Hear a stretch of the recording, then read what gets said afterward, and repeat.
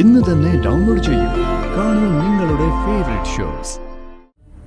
നീയും നിന്റെ അമ്മയും കൂടി എന്തൊക്കെ തറവേരകൾ കാണിച്ചാലും നവീൻ എന്റേത് മാത്രമായിരിക്കും.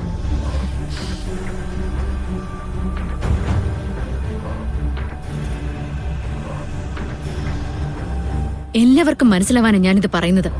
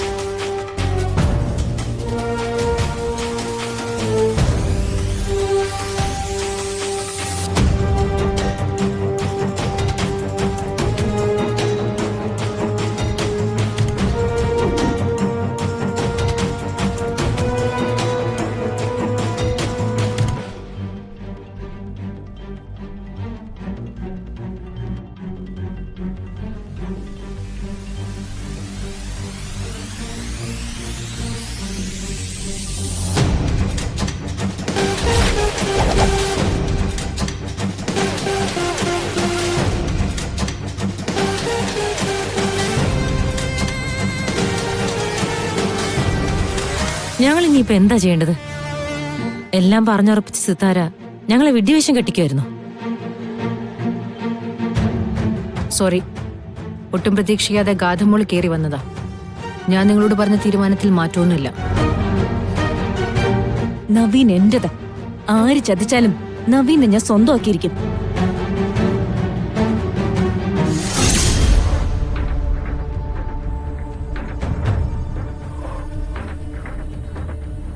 നീയും നിന്റെ അമ്മയും കൂടി എന്തൊക്കെ തറവേരകൾ കാണിച്ചാലും നവീൻ എന്റേത് മാത്രമായിരിക്കും.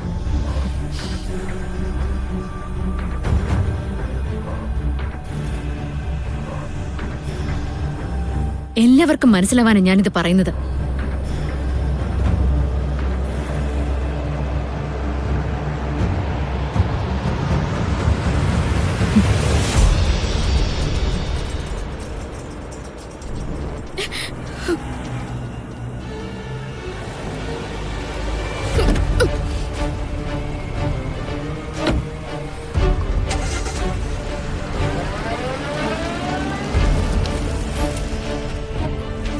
മാഡം, ഗാഥ മാഡം, ഗാഥ മാഡം ഒന്ന് നിക്ക്.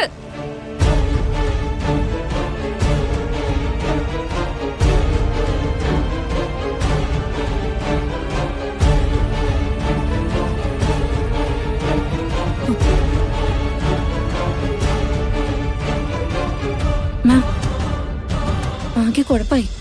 ഗാഥ മാഡം എങ്ങനെയോ കാര്യങ്ങളൊക്കെ അറിഞ്ഞിട്ടുണ്ട്. അവളെവിടെ? വിളിച്ചിട്ട് നിന്നില്ല, കാറും എടുത്തോണ്ട് പോയി.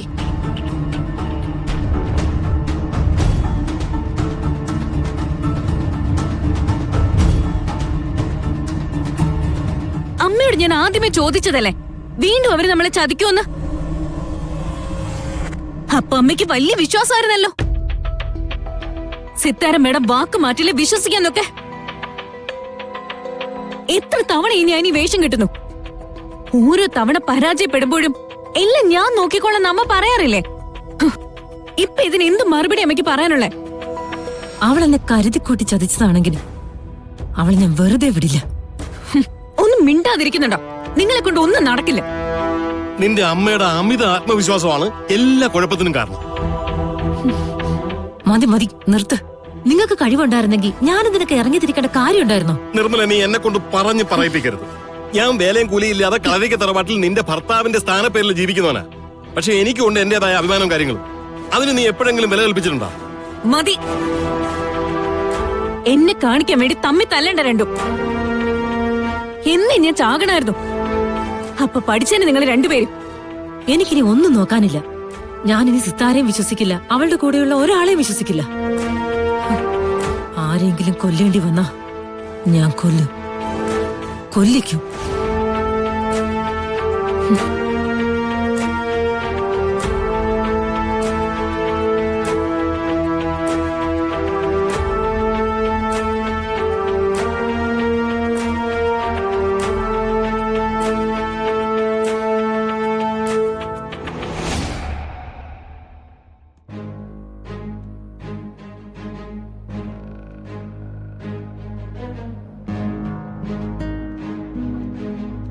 മണിക്കുഞ്ഞ്, എന്താ സാറേ? ഗാഥ എവിടെ?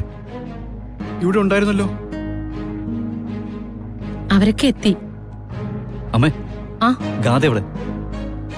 സിത്താരയുടെ അടുത്തുണ്ടാവും. സിത്താരയും കാണുന്നില്ലല്ലോ. നിങ്ങൾ എന്തിനാ ഇങ്ങനെ ടെൻഷൻ ആവുന്നേ? കാതമോളി ചിലപ്പോ വേഷം മാറാനോ മറ്റോ പോയതായിരിക്കും.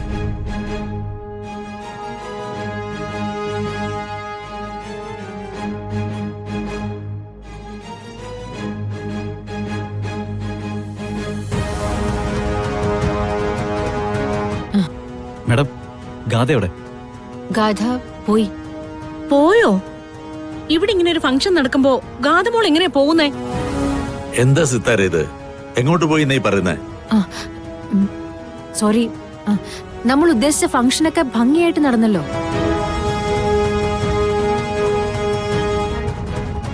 മോളുടെ കൂട്ടുകാരിക്ക് ഒരു ആക്സിഡന്റ്. അവിടുന്ന് ഫോൺ വന്നപ്പോ ഗാഥ പെട്ടെന്ന് പോണെന്ന് പറഞ്ഞു. ഞാൻ കുറെ നിർബന്ധിച്ചതാ, പക്ഷെ മോള് നിന്നില്ല.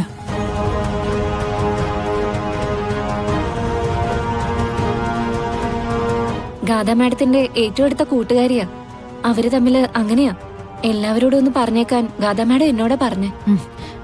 നിങ്ങളിനി മടങ്ങല്ലേ? ഞങ്ങളും ഇറങ്ങാം. ശരി എന്നാ. എന്തൊക്കെയാ നടക്കുന്നേ? ഗാഥമോൾ എവിടെയോ പോയിന്ന് പറയുക, സിത്താരെ എന്തൊക്കെയോ പറഞ്ഞ് നമ്മളെ ഒന്ന് യാത്രയാക്കുക പോലും ചെയ്യാതെ അതിനു പുറകെ ഇറങ്ങി പോവുക. എന്തെങ്കിലും പ്രശ്നമുണ്ടോ നവീനെ?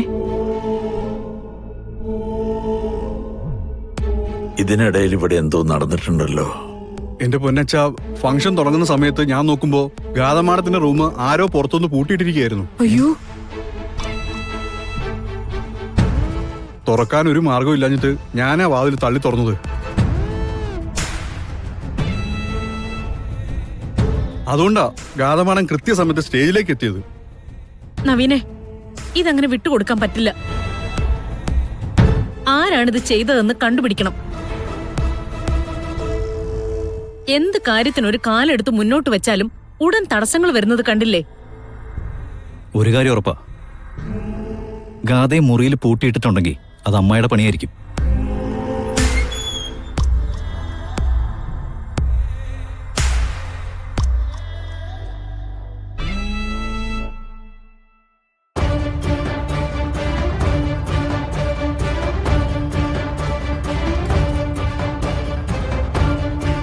നീ നിന്റെ സ്വഭാവം കാണിച്ചു അല്ലേ നിർമ്മലേ?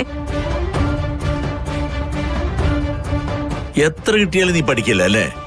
എന്തിനാടി നീ ഇങ്ങനെ ജീവിക്കുന്നേ? നിർമ്മലേ, നവീന് ഗാഥമോളെ ഇഷ്ടമാണെങ്കിൽ അവളെ നവീന് കൊടുക്കാൻ സിത്താര തീരുമാനിച്ചിട്ടുണ്ടെങ്കിൽ നിന്റെ ഒരടവും ഇവിടെ നടക്കില്ല. നവീന്റെയും ഗാഥമോളുടെയും വിവാഹം നടന്നിരിക്കും.